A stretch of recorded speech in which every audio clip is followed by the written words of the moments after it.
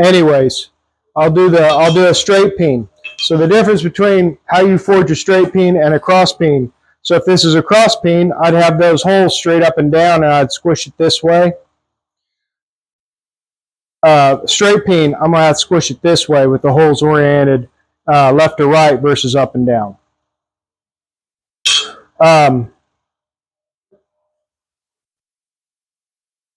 The punching of the hole is done. I pre-drill holes so I can stay where I want to stay versus it drifting left and right, east and west, however you want to say it. But those are just guides, and they allow me to see down in there and make sure I'm at least halfway for my punch. This is a modified punch. It's got a little bit of a bevel on that end, and it's so that I can clear any clinker that gets hung in there. This is just a clean out tool. Hopefully we don't need it, but it's good to have. And then I have a drift just to open up that eye. These are just little starter drifts. The finish drift is bigger, and this is determined by whatever size handle you want to put in there. This will not work for a handle like this. Too big. Yeah. So this will just fall through that hole. Axe handle, it's a little small for that. So if the eye is too small for your handle, you can always shave down your handle a little bit. But if you have a bunch of handles and you want to make tools to fit those handles, it just saves you time on the woodworking end. You can't upset the wood quite as easily. Right. So this will work for that.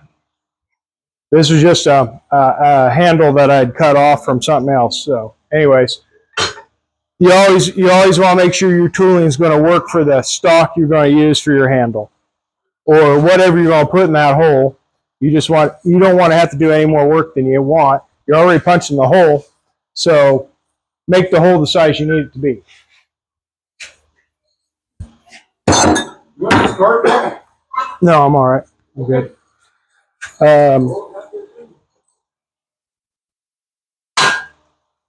Okay. So if I was going to do a rounding hammer, when I finish my drift, my last pass with my drift, I could have that there, and I could upset that face or do any work to this square face that I needed to, and that would maintain its roundness. It just gives it a block to set into.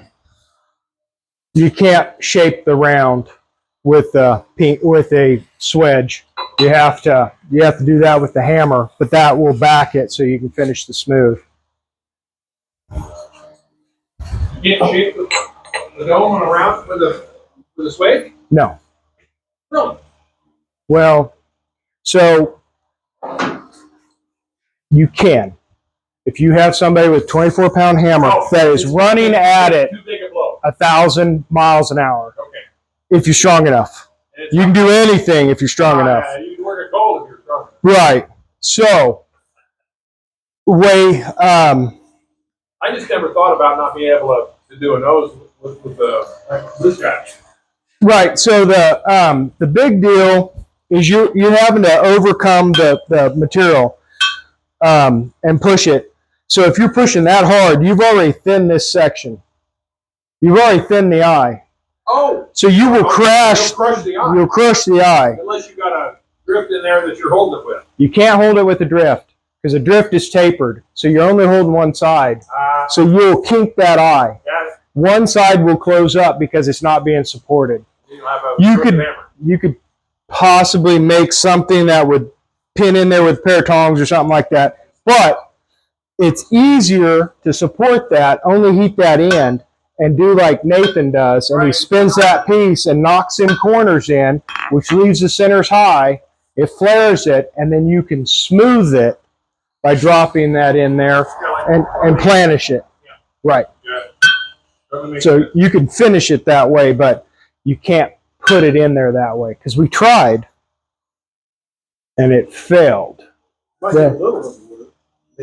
No, that center hole, it kicks the eye off. I mean, well, you can, but if you're doing the rounds and you want your faces to be a little bit bigger than the house of your handle, It won't be flat. so you're flaring them, so you can't punch the hole last unless you build a bolster that barely fits underneath there. So you're chasing things, whereas you can just stand that up on end, drive those four corners in, and make it right there after the hole, and you don't have any problems.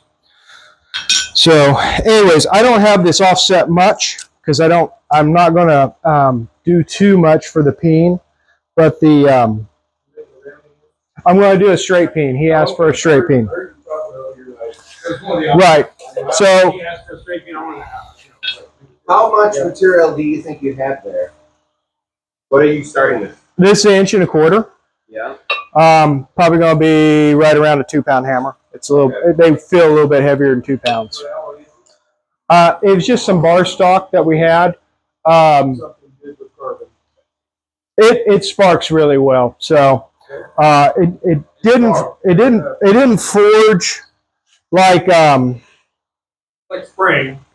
it didn't forge like a 1095, but it forged more like a bucking bar. It's the same material this is made out of. Okay. So, anyways, it's 3.5 long, 1.25 wide, and I'm just kicked back a little bit from center, maybe less than a quarter off center. The short side will be the peen. Any idea what carbon range you're looking for hammers? Is it 1060? 1060 is high. It's high. It's high. So when we made our hammers with Nathan, he used 1045, Okay. and it gets plenty hard. I couldn't remember. I made a hammer that day, but I didn't. That's 1045. That was the bar stock he could get at that time, and he really liked it because it was easy on the quench because it was low alloy. 4140 will also work, but you really just want to heat the faces and not the eye when you quench it, because you can split out an eye if you heat the whole thing. And so when he does 4140, he switched up and made just a bunch of piled of bricks, but he put a burner on each end and he drops the chunk onto a block in the center, and there's a blast coming from either end. And then when he picks it up, he dunks the whole thing. But so he'll cycle one in, he'll go over and grind on the one he just quenched and get it ready for the heat treat, tempering in an oven. And then he'll pull switch them out, quench another. And so he'll go in batches. Anyways, and so he bases his heat treat on what he has, what material he's using. But if you get into the 70s and 90s, S7, I have one out there. It's Brent Bailey. He air cools it. There's no quench to it. He wants it to be as tough as it is. It's going to be way harder than you need it to be. But you want your hammer to have just a little bit of give. If it can get a mark on it, you can always buff a mark off, but you don't want it to chip. Because when it chips, it shoots it out like a bullet, and it will bury itself in you. So, I was getting a pen out of a back of the and he started. I did. Nope, you're fine.